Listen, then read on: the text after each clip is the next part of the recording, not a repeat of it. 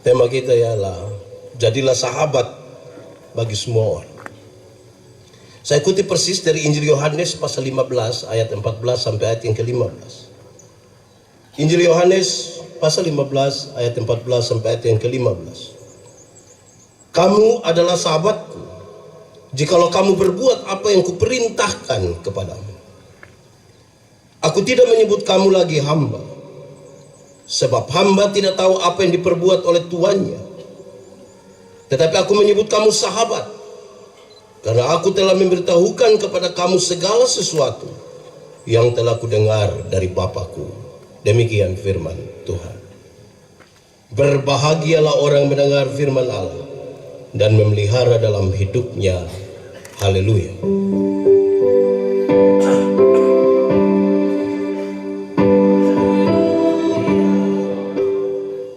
Dalam semangat tema persahabatan ini, saya ingin mulai dengan mengatakan begini.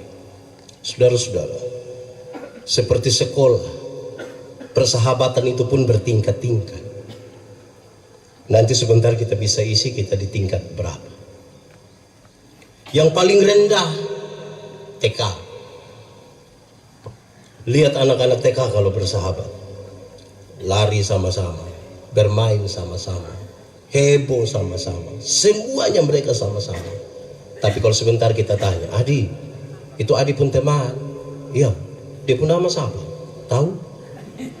Itu anak TK. Sama-sama tapi tidak saling kenal satu dengan yang lain. Orang dewasa ada seperti itu, kok tidak? Banyak. Apalagi kalau dia punya akun Facebook ada 2. Apalagi kalau satu nama asli, satu nama palsu. Di dunia maya mereka kelihatan akrab sekali, saling like, saling komen. Tapi di dunia nyata, biar duduk bersebelahan sama seperti tidak saling kenal satu dengan yang lain. Di Rote ada yang begitu? Oh ada. Itu TK, itu tingkatan. SD, coba lihat anak-anak SD kalau bersahabat, nama sudah kenal. Kalau di kampung ke sekolah sama-sama, pulang juga sama-sama, ke kantin sama-sama, semuanya mereka sama-sama. Tapi jangan coba-coba buat salah dia. Berani buat salah dia pakai bahasa Kupang, dia akan bilang kespulang beta penggula-gula. Pernah kasih apa, dia catat di buku Al-Hayat. Pas salah dia minta kembali. Di Rote ada, itu yang fam apa dong itu? Bahaya itu. SMP, anak SMP itu kalau bersahabat menarik. Anda hanya akan disebut sahabat yang baik di SMP kalau, tolong catat kasih ya, tolong kerja PR. Kalau guru tanya, kasih tahu yang saya sakit ya. Asas manfaat yang dia pakai dalam persahabatan. Senang dia ada, susah dia tidak ada. Di Rote ada, dia ada di sini. Itu anak SMP itu bersahabat. Anak SMA kalau bersahabat menarik. Anak-anak SMA itu kalau mereka bersahabat itu luar biasa. Kenapa saudara-saudara? Setiap saat hanya ingin ketemu, setiap saat. Di sekolah sudah ketemu, pulang ke rumah, makan cepat-cepat, mandi cepat-cepat, mau ketemu lagi. Kalau orang tua tanya, di mana? Kerja tugas, Bang. Grup-grup WA yang paling heboh di dunia adalah grup WA anak SMA, termasuk alumni SMA. Alumni SMA satu loba lain itu mau ketemu tiap hari. Reuni apa yang terlalu? Di Rote juga ada ya. Kuliah, coba lihat anak-anak kuliah bersahabat. Ini luar biasa. Susah sama-sama, senang juga sama-sama. Bahkan makanan mereka juga sama. Super mie. Saking akrabnya mereka bisa baku tukar celana itu. Itu biar tidak lulus semua mata kuliah, tapi kalau demo don dua paling depan. Di Rote ada. Tahu alumni mana itu? Nanti setelah kuliah, ketika saudara menikah, saudara-saudara, persahabatan itu selalu akan memberi pilihan-pilihan. Saudara silakan punya sahabat akrab, tapi setelah menikah pasti berubah. Yang belum menikah tidak usah renungkan, karena nanti menikah dulu baru saudara bisa tahu itu perubahan. Kalau sudah menikah yang ibu-ibu itu, kalau kita janji, "Boy, ketemu kau di sabar dulu." Kenapa? Sibuk? Tidak. Lalu saya kasih tahu sepupu suami dulu. Kasih tahu saja ini teman lama. Sepupu suami tidak bisa. Tidak bisa bagaimana? Sepupu suami itu kita baru ketemu teman barang 20 menit. Tiba-tiba dia SMS, tiba-tiba dia WA. Kalimatnya sepotong saja. Tidur di situ.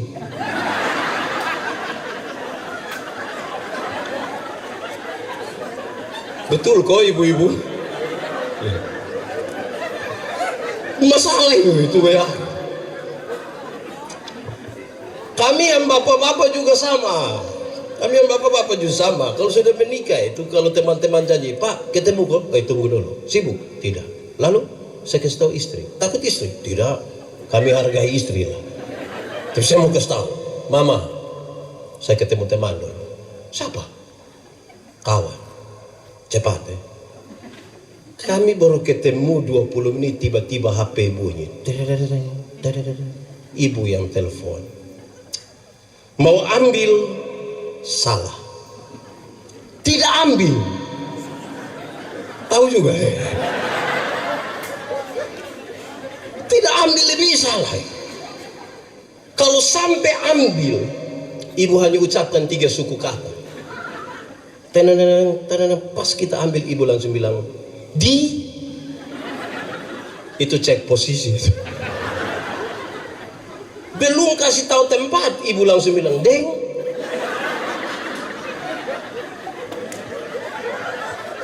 Siapa tahu ada mantan di situ. Pas kita sebut nama, ibu langsung bilang, "Oh, tutup." Hanya 3 suku kata. Kalau masih ingat silakan. Deng, oh. Tapi itu kekuatannya sama dengan bersedia, siap, ya. Tidak pulang itu masalah itu. Saudara, yang paling tinggi itu ini. Yang paling tinggi itu. Hiduplah sebagai sahabat bagi semua orang. Kenapa? Karena untuk menjadi sahabat dengan semua orang, saudara harus selesai dengan dirimu. Kalau belum selesai dengan dirimu, saudara belum bisa menjadi sahabat bagi semua orang. Kalau masih tukang tersinggung, jangan bersahabat dengan semua orang. Kalau masih suka makan puji, di roti ada. Itu sulit bersahabat dengan semua orang. Kalau masih suka iri hati, sulit. Iri hati iya. Lebih baik saya rugi, asal engkau rugi lebih banyak, daripada saya untung, tapi engkau untung lebih banyak. Terlalu ribet lah. Saya pakai contoh saja. Ada 2 orang yang tukang iri hati, dorang 2 berdoa kepada Tuhan. Karena Tuhan tahu mereka tukang iri hati, Tuhan kirim malaikat bicara dengan mereka. Malaikat bilang, "Kamu 2 biasa iri hati." Jadi Tuhan bilang hanya 1 yang boleh berdoa, yang 1 tidak usah. Tapi yang berdoa ini dia minta apa? Yang tidak berdoa akan dapat 2 kali lipat. Kamu 2 siapa berani? Kami 2 sama-sama tidak berani. Akhirnya saya dan Pak Sekda, kami 2 sama-sama tarik lot. Saya yang dapat kesempatan berdoa. Saya pikiran ini. Kalau saya minta kaya, Pak Sekda lebih kaya, kan saya pikir. Akhirnya saya berdoa, "Tuhan, kasih saya mata buta 1 Tuhan." Kalau saya mata buta 1, Pak Sekda buta berapa?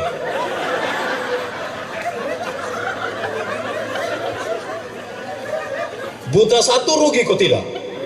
Rugi kok tidak? Tapi lebih senang lihat orang buta 2 toh. Sebentar saudara pulang dari sini, ada orang bawa motor hampir tabrak kita dari belakang, kita silih sedikit, dia lewat 20 meter, dia jatuh. Kita bilang apa? Mampus.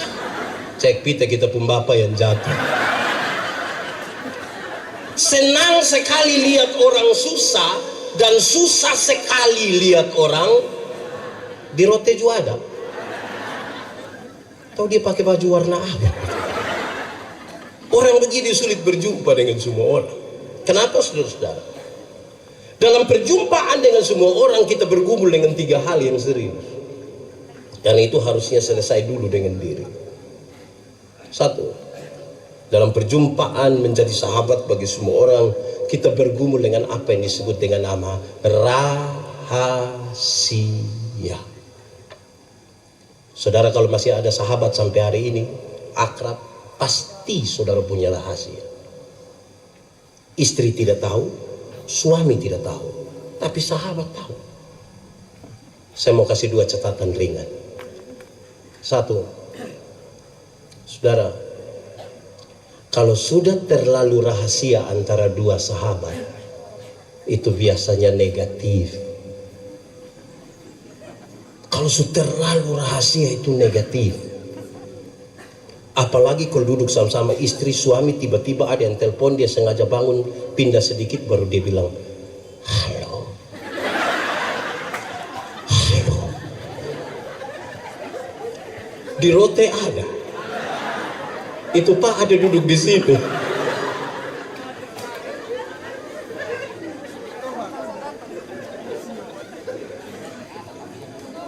Kedua, saudara-saudara, saya ingin sampaikan kepada saudara bahwa menjaga rahasia itu susahnya minta ampun. Jaga rahasia itu susah. Saya bilang di Pak Sekda, Bapak, kita 2 so. Pak Sekda kasih tahu 1 pegawai, kita 2 so. Itu pegawai kasih tahu dia kawan ya, kita dan kita saya. Lama-lama satu rotendau tahu. Hati-hati deh rahasia.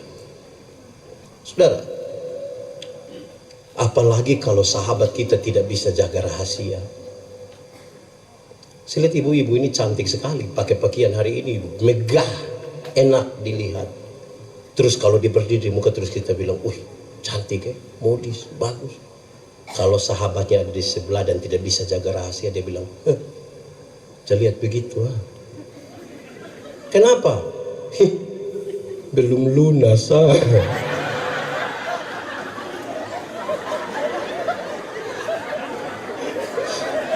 Kau tahu dari mana? Waktu beli itu kita sama-sama. Tapi ibu-ibu pun lunas semua yang ini. Jadi kalau tidak bisa jaga rahasia itu berat dalam sebuah persahabatan. Kedua, saudara-saudara, saya ingin sampaikan kepada saudara bahwa menjadi sahabat semua orang itu kita bergumul dengan yang kedua adalah pengampunan. Makin berjumpa dengan banyak orang harus makin meluaskan hati untuk bisa mengampuni. Kenapa? Karena akan banyak orang tidak memuaskan saudara. Semakin banyak yang kita ketemu, semakin banyak tidak akan memuaskan hati saudara. Saudara bisa sakit itu kalau tidak mengampuni. Kita di rumah yang bapak 1, mama 1, anak 2 orang saja, 1 bikin jengkel 1. Itu hanya 4 orang. Kadang-kadang suami bilang di istri, istri bilang di suami, saya baru tahu lu ini. Itu hanya 4 orang. Apalagi kita beda partai.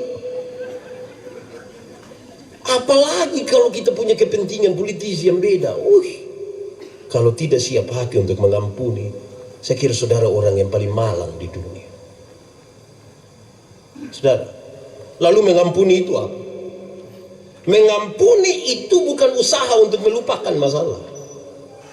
Makin sakit hati makin tidak bisa melupakan. Lalu mengampuni Allah, membebaskan diri, menyambut itu orang, menyambut kesalahannya sambil siap hati besok dia bikin kesalahan baru. Karena itu di dalam pengampunan tidak boleh ada ini kalimat. Ingat, pertama dan terakhir tidak boleh. Berapa kali harus mengampuni?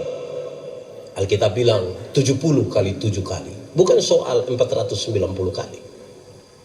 Angka 7 dalam Alkitab selalu bermakna sempurna. Mengampunilah terus menerus, karena engkau akan berjumpa dengan banyak orang tiap-tiap waktu.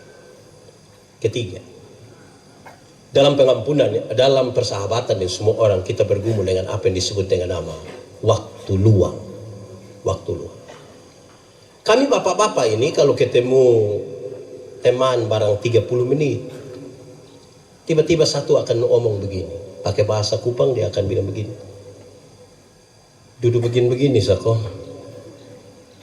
Kosong-kosong sah. Lihat satu dulu. Lama-lama satu kerat itu. Itu kok kami yang bapak-bapak. Saya mau tanya yang ibu-ibu. Ibu-ibu kalau ketemu sahabat barang setengah jam, omong apa? Omong apa ibu-ibu? Berdoa.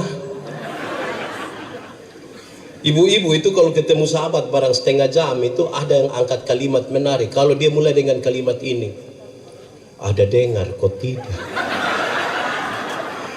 Kalau dia mulai dengan ada dengar kok tidak, kita tidak tahu siapa korban berikutnya. Hati-hati dengan waktu luang. Di Kupang itu, lampu merah di Komdak itu hanya 1 menit sampai 1,5 menit. Kita dengan motor sampai pas lampu merah kita berhenti. Lihat di papan reklame ada mobil warna hitam, ada perempuan pakai baju merah. Kita lihat itu perempuan hanya lihat ke kita, bukan lihat ke orang lain. Beberapa detik kemudian kita lihat perempuan itu turun dari papan itu jalan menuju kita. Beberapa detik kemudian kita dengar dia panggil kita pun nama. Beberapa detik kemudian kita rasa dia mulai pegang kita pun tangan. Beberapa detik kemudian orang-orang bilang, wah jangan sudah. Dasar tangan. 1 menit di lampu merah saja pikiran kita bisa kemana-mana. Apalagi kalau belum bisa tidur setengah jam. Hati-hati. Kejahatan itu tidak terjadi serta-merta. Kejahatan itu dibuahi di sini, dibuahi di sini. Tiap-tiap saat.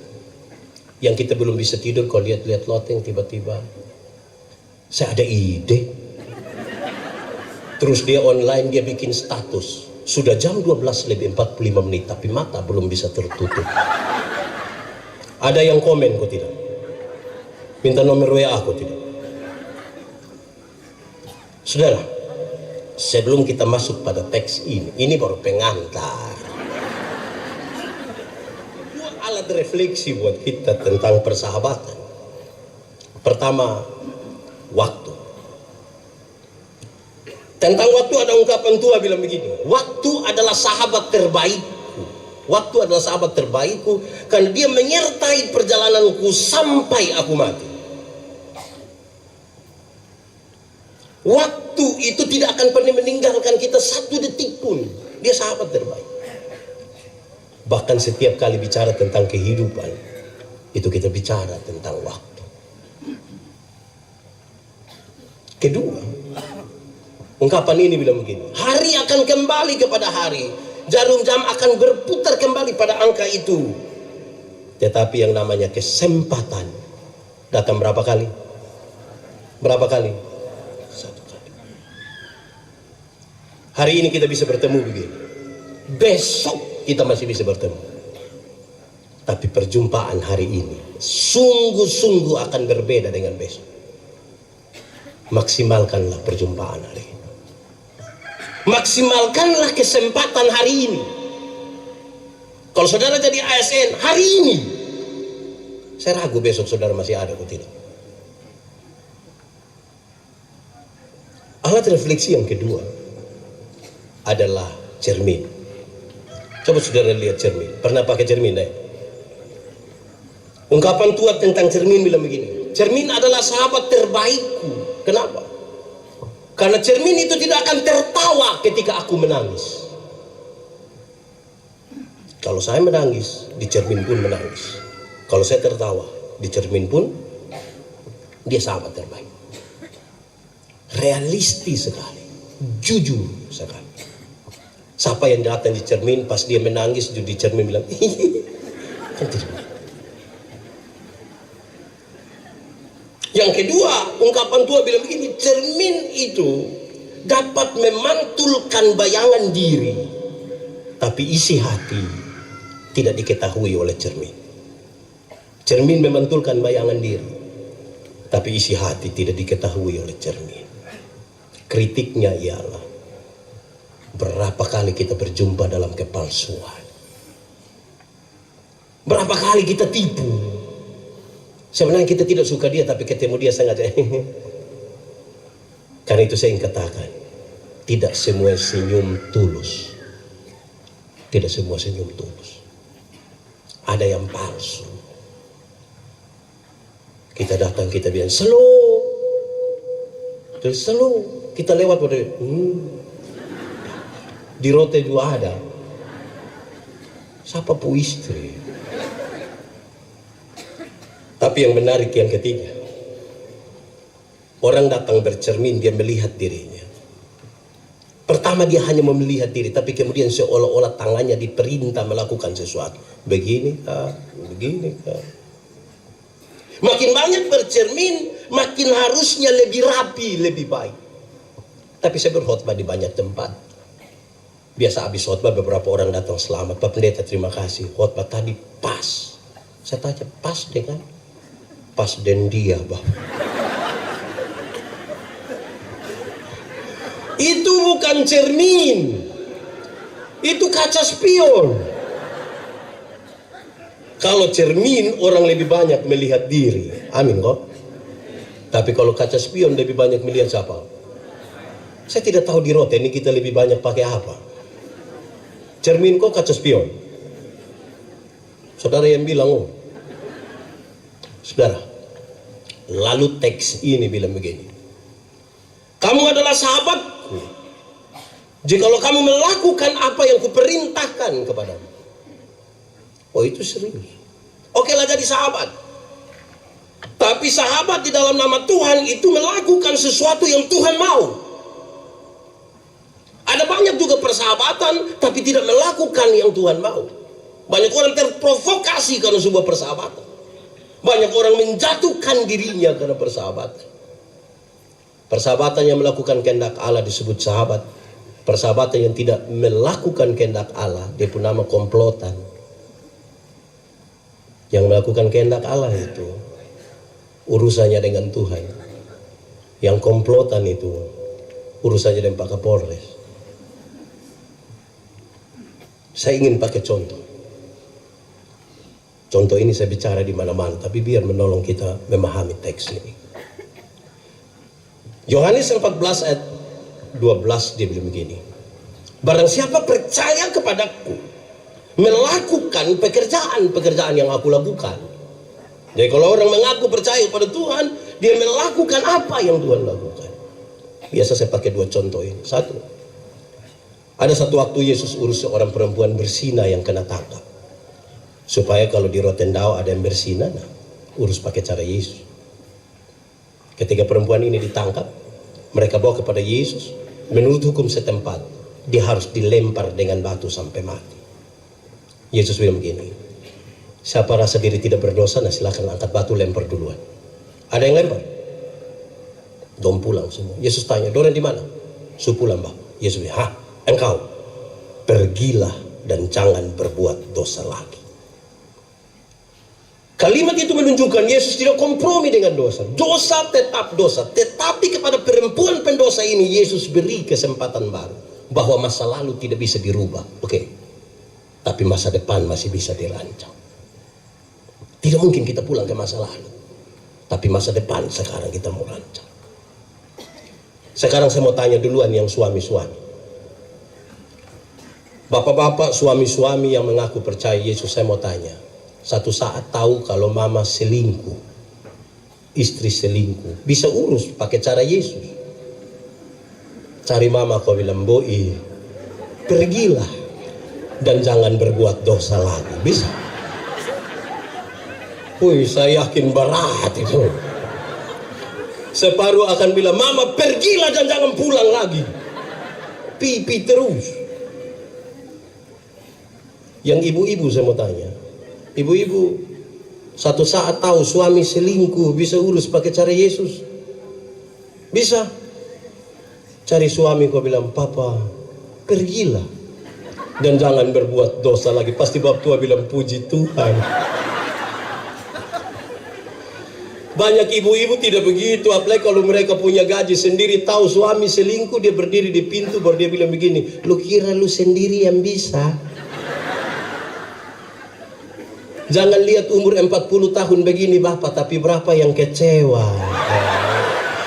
Ini kalau cara begini tidak bisa. Di Rote juga ada. Fam apa? Kedua, saudara-saudara,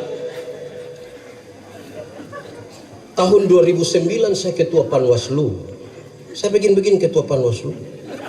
Saya juga heran.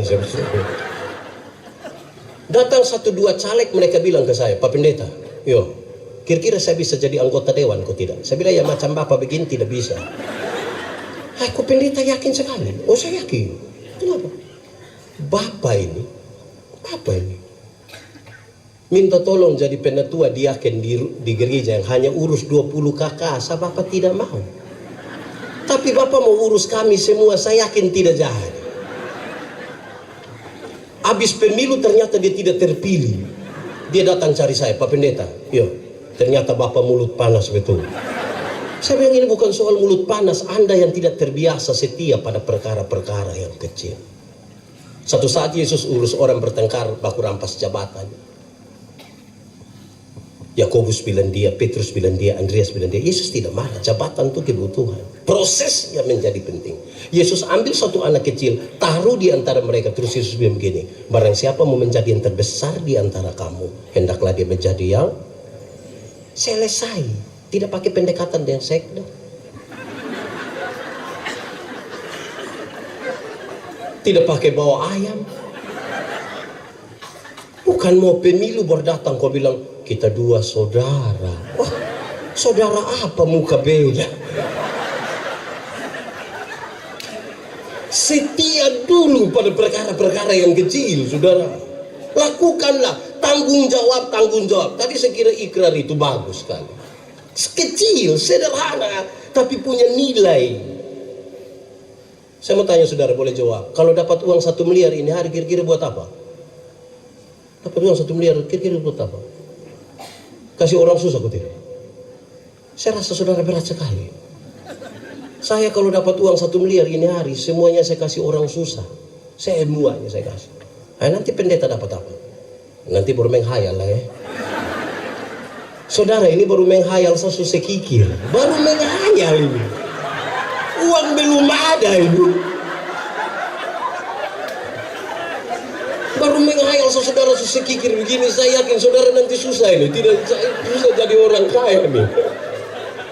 Belajar setia dulu pada hal-hal kecil. Saudara kalau tidak menyelesaikan hal-hal kecil dalam hidupmu, perjumpaan dengan orang lain itu saudara sebuah kemustahilan. Kedua, saudara-saudara, saya ingin bilang pada saudara, Yesus bilang begini, "Aku tidak lagi menyebut kamu hamba, tapi aku menyebut kamu," ini kalimat serius. Kenapa? Di zaman itu hamba itu kelasnya sama persis dengan binatang peliharaan. Bahkan nasib dari binatang peliharaan jauh lebih baik dari nasib para hamba. Binatang peliharaan itu kalau sakit, dorang bawa untuk rawat. Tapi kalau hamba sakit, mereka biarkan. Mau mati itu tidak apa-apa. Yesus mengatakan kalimat, "Aku tidak lagi menyebut kamu hamba, tapi aku menyebut kamu sahabat." Ini sebuah makna simbolik yang baik sekali untuk menjelaskan dalam sebanyak sekali pertanyaan, kenapa Yesus lahir di kandang. Dia turun serendah-rendahnya di kandang, menjemput manusia dalam kategori binatang untuk mengangkat mereka menjadi sahabat. Persahabatan itu mengangkat, bukan menjatuhkan. Membuat sukses sebuah persahabatan. Dan karena itu saudara saudara, kalimat ini menjadi serius. Untuk menegur kesalahanmu, aku tidak harus menjadi musuh. Tidak usah. Saudara mau oposisi silakan, tapi persahabatan jauh lebih kuat dari itu. Karena seorang sahabat akan ada di setiap waktu, menegur sekalipun. Saudara-saudara, lalu kita bergumul dengan hal-hal ini. Ternyata untuk sebuah persahabatan, orang harus berani menerima perbedaan-perbedaan. Kalau tidak mampu menerima perbedaan-perbedaan, saudara, sulit membangun urusan dengan semua orang. Kenapa? Ketika Tuhan menciptakan manusia laki-laki dan perempuan, Dia tidak saja membedakan mereka atas jenis kelamin saja, tidak. Tapi ada beberapa pola yang sengaja dibiarkan untuk manusia mengelolanya menjadi sebuah sukacita. Satu, soal pola berpikir. Kami yang bapak-bapak ini, yang suami-suami ini cenderung lebih banyak berpikir yang masuk akal saja. Makanya yang bapak-bapak kalau bicara selalu bilang begini, saya pikir.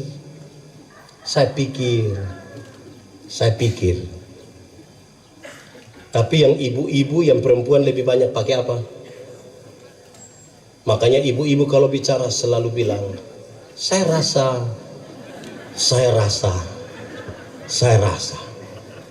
Nah, saudara bayangkan hidup bertahun-tahun baru satu hanya saya pikir, satu hanya saya rasa.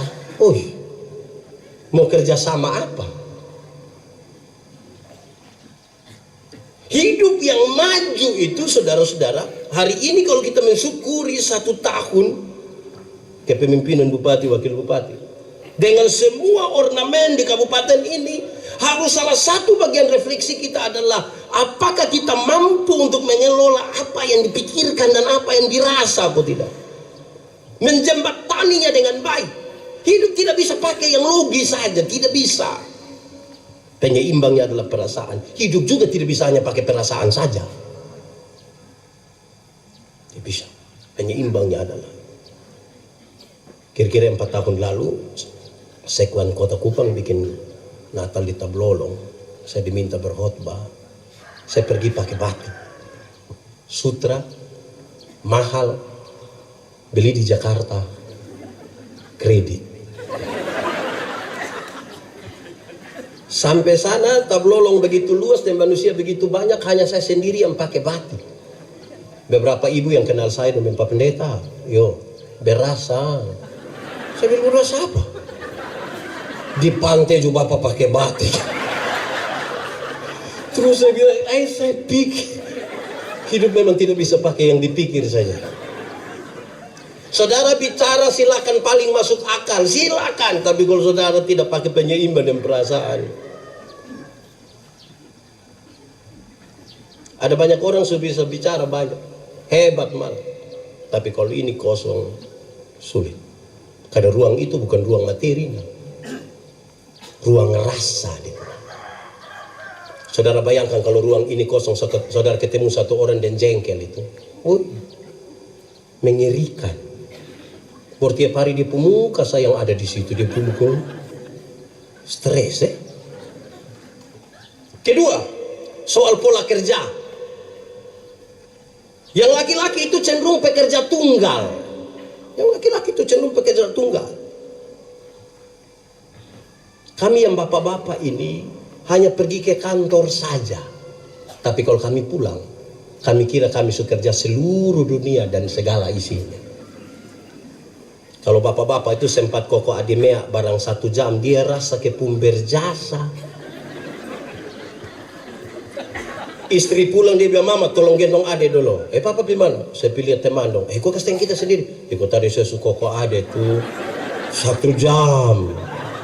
Karena polanya tunggal. Beda dengan ibu-ibu. Ibu-ibu itu bangun pagi itu bisa langsung masak, bisa langsung setrika, siap anak-anak sekolah, siap bapak-bapak pergi ke kantor, siap makan, siap minum sambil foto, bikin status, semua. Saya kadang-kadang pusing, dong tangan berapa ini?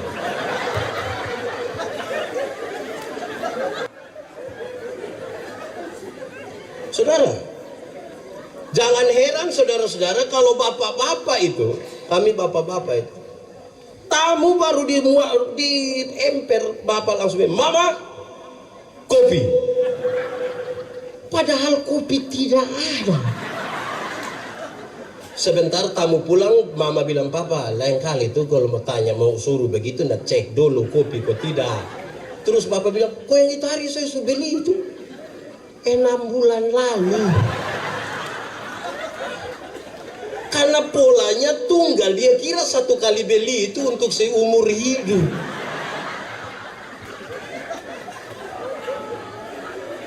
Pola ini untuk dikelola. Jadi Tuhan kasih beda-beda tuh baik. Jangan tak ceke dengan itu perbedaan.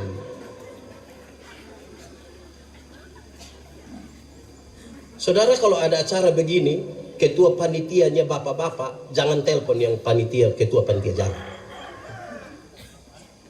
Kalau kita di luar terus telepon yang ketua panitia, "Bapak, toh ke mana?" Pasti di pung kalimat bilang, "Aman."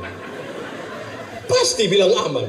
Nanti pas bilang aman baru ibu-ibu bilang, "Aman apa?"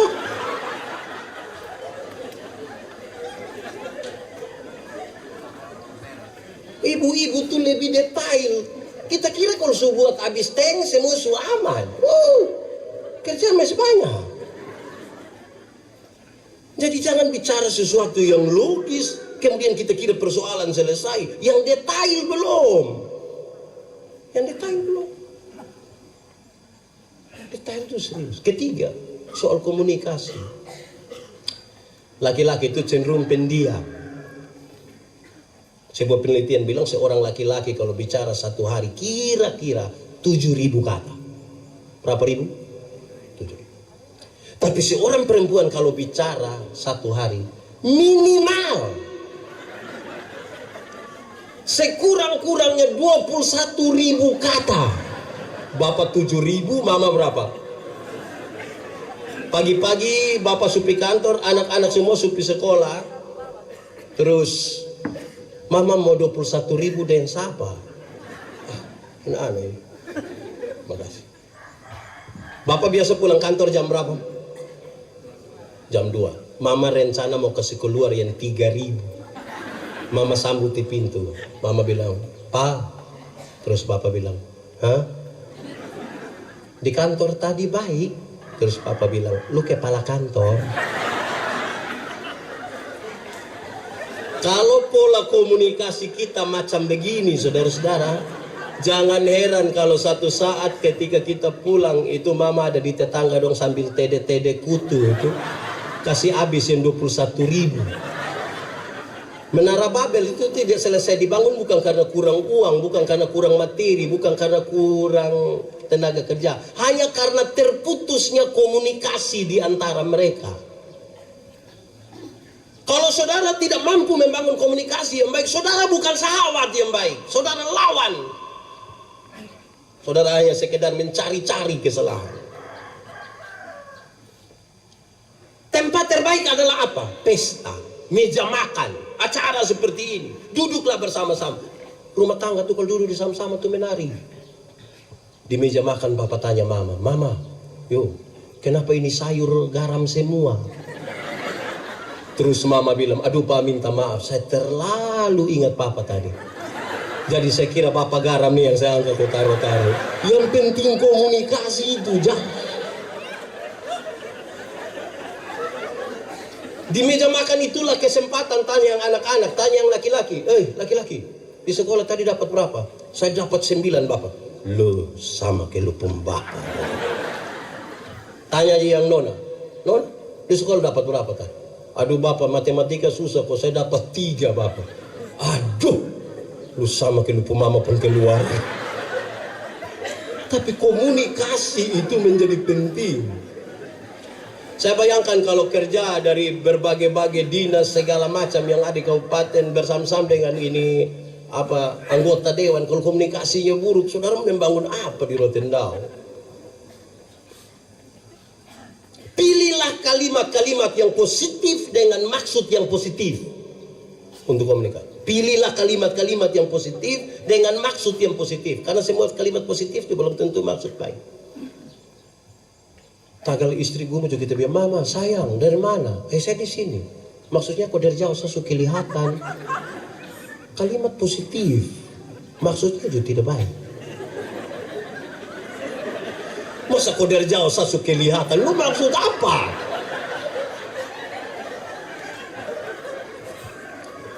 Keempat, saudara-saudara, soal pola ingatan. Pola ingatan. Laki-laki itu cenderung cepat lupa. Laki-laki cenderung cepat lupa. Baru kunci mobil begini, tak, jalan 30 langkah terus bilang, tahu saya suka kunci kok belum. Dia kembali kunci ulang.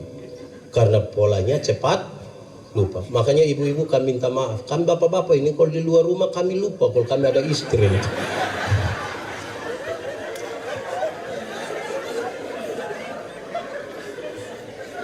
Maksudnya yang tugas-tugas dinas luar.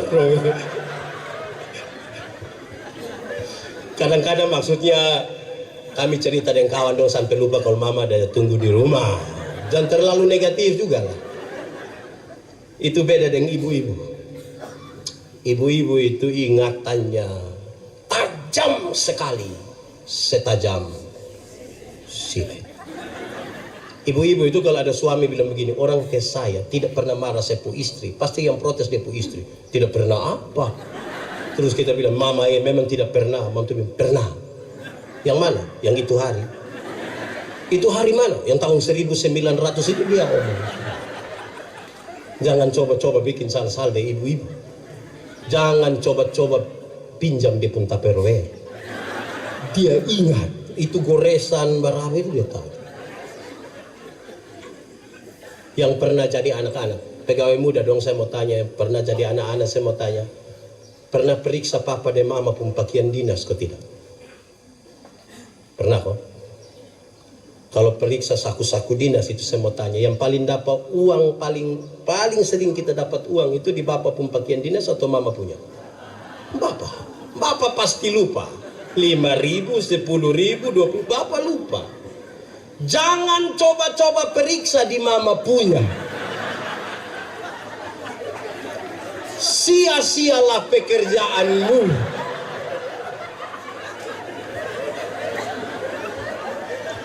Dalam hal ini mama-mama pakai ayat Alkitab. Di mana hartamu berada, di situ juga hati. Saudara, lalu bagaimana sekarang kita mengelola perbedaan yang sengaja dibiarkan? Saya suka bilang di mana-mana, saudara.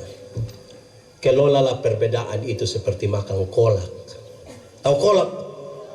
Pernah makan kolak? Nah, kolak terdiri dari apa? Dari apa? Ubi, pisang, santan, gula. Sujadi dia nama? Waktu sujadi kolak kita makan pisang masih rasa pisang kok tidak? Masih. Tapi ada cita rasa baru yang ditambahkan sebagai bagian dari sebuah kebersamaan.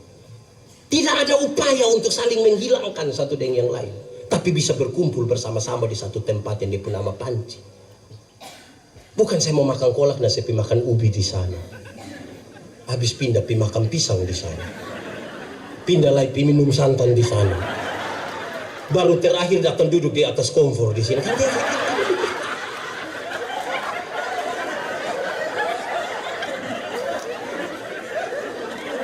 Boleh berbeda tapi tetap bisa bersama-sama. Jangan bikin diri inti. Cadangan saya cukup. Jangan kelola ini kebersamaan ini seperti minum kopi. Tahu kopi? Pernah minum kopi? Nah, kopi terdiri dari apa? Air panas, gula, kopi. Sujadi dia pun nama. Habis yang lain pula. Kopi itu terlalu egois. Kita semua tapi nama mesti dia. Kita semua menang. Hai. Teman yang terlalu mendominasi segala sesuatu tidak baik. Hendaklah yang seorang merasa yang lain itu penting. Penting. Persahabatan itu menolong kita untuk memahami nilai-nilai kemanusiaan. Karena seorang manusia tidak mungkin bisa tinggal sendiri. Itu tidak bisa. Alkitab mencatat dengan sangat baik. Kamu satu tubuh, anggotanya yang beda-beda. Mata karena dia mata, dia tidak lebih penting dari tangan. Semua penting. Siapa yang malam-malam perut sakit kok mau PWC, kaki bilang di perut, bilang perut. Jamarau. Kenapa? Bisa sendiri ya. Sama-sama. Alkitab bahkan bilang, kalau jarimu terluka, mata ikut menangis. Dan kalau mata menangis, tangan